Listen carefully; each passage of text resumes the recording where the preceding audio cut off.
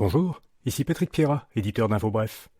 Avant de débuter ce bulletin, un mot sur le nouveau podcast Dollars et Cents. C'est l'allié idéal de votre portefeuille car dans chacun de ces épisodes, il vous offre des astuces faciles à intégrer à votre quotidien pour économiser des milliers de dollars par année sans avoir à faire de budget. Découvrez-le en cliquant le lien dans la description de cet épisode. Bonne écoute! Voici l'essentiel des nouvelles ce lundi 29 janvier. Hydro-Québec a choisi 8 projets éoliens. À l'issue d'un appel d'offres lancé au printemps dernier, la société d'État a retenu 8 soumissions faites par 5 promoteurs différents. Les projets retenus pourraient fournir au total 1550 mégawatts. 3 des projets éoliens sont situés dans la région de Chaudière-Appalaches, 2 en Montérégie, 1 dans le Bas-Saint-Laurent, 1 dans le centre du Québec et 1 sur la côte nord. Le coût moyen de fourniture prévu est de 7,8 cents le kilowattheure, ce qui n'inclut pas le transport. Northvolt reprend ses travaux préparatoires en Montérégie. La Cour supérieure du Québec a rejeté la demande d'injonction du Centre québécois du droit de l'environnement qui réclamait la suspension des travaux de l'usine de batterie. Le juge a estimé que l'autorisation accordée à Northvolt par le gouvernement Legault n'était pas déraisonnable. Il a souligné le pouvoir discrétionnaire du ministre de l'Environnement d'accorder des autorisations au cas par cas. Québec solidaire veut créer un programme de francisation en entreprise. La députée solidaire Ruba Gazal demande au gouvernement d'instaurer un programme de francisation obligatoire qui serait financé par les entreprises. Les cours seraient dispensés au sein des entreprises sur le temps de travail des employés. Québec solidaire propose aussi de créer un bureau de l'Office québécois de la langue française qui serait dédié aux enjeux spécifiques de Montréal. Il aurait pour mandat de protéger le français dans la métropole et d'empêcher la discrimination à l'emploi pour les personnes qui ne parlent pas anglais. En Alberta, les émissions de GES provenant des sables bitumineux seraient nettement sous-estimées. Selon une étude menée par des chercheurs d'Environnement Canada et de l'université Yale, la pollution réelle causée par l'extraction et le raffinage des sables bitumineux albertains serait entre 20 et 64 fois supérieure aux données officielles qui ont été publiées par l'industrie. Les chercheurs ont mesuré les concentrations d'émissions de carbone dans l'air lors de vols en avion au-dessus des sites de sable bitumineux.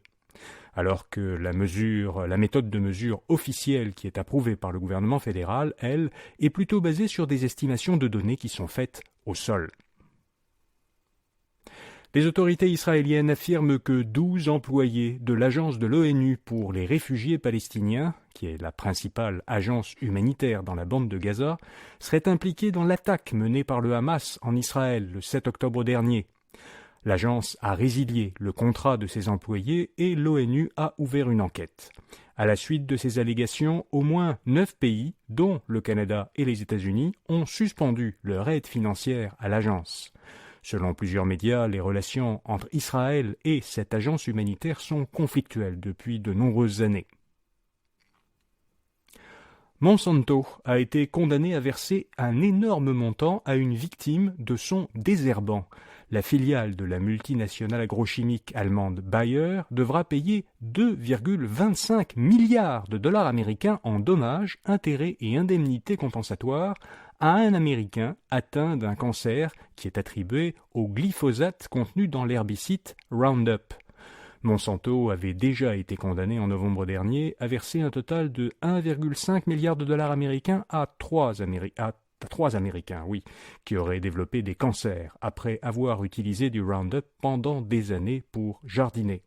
Bayer fait appel de ces 2 décisions de justice. La chaîne de cinéma ontarienne Cinéplex fait l'objet d'un recours collectif au Québec pour avoir présumément facturé des frais de 1 à 1,50 $ en trop aux clients qui ne sont pas membres de son programme d'abonnement lorsqu'ils achètent des billets en ligne ou dans son application. Le cabinet d'avocats qui mène cette action collective affirme que Cinéplex omet de divulguer ses frais au début du processus d'achat et que cela constitue une publicité fausse et trompeuse. Quels sont les meilleurs grands employeurs au Québec et au Canada? Eh bien, le site web du magazine américain Forbes a établi un classement des 300 meilleurs employeurs canadiens de 500 employés et plus, selon la perception des employés.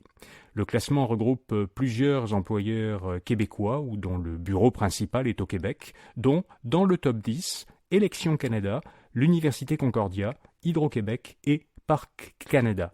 Élections Canada et Parc Canada ont leur bureau principal à Gatineau. Vous pouvez voir la liste des employeurs québécois ou établis au Québec qui sont dans le top 100 canadien à infobref.com. Pour la première fois, Apple est au sommet des ventes de téléphones intelligents en Chine. Sur les plus de 270 millions de téléphones intelligents qui ont été vendus dans ce pays l'an dernier, 17,3% étaient des iPhones. Apple a donc devancé de peu la marque chinoise Honor, qui est une ancienne filiale de Huawei, qui a vendu 17,1% des téléphones intelligents en Chine l'an dernier. Et puis comme chaque lundi, InfoBref vous fait découvrir une jeune entreprise québécoise innovante. Cette semaine, on vous parle de Hula One. Cette jeune pousse de Québec a conçu un appareil mobile qui sert à nettoyer les sols pollués par les déversements de particules de plastique industriel. Ces déversements sont fréquents et ils causent plusieurs problèmes pour l'environnement. L'appareil de Hula One est une sorte d'aspirateur qui peut nettoyer des particules de plastique divers types de terrains, par exemple les sols d'usine, les corridors des rails de chemin de fer et les terrains de gravier ou de gazon. Pour en savoir plus sur Hula One, allez lire son portrait à infobref.com. Voilà, vous savez l'essentiel. Bonne journée et à demain matin.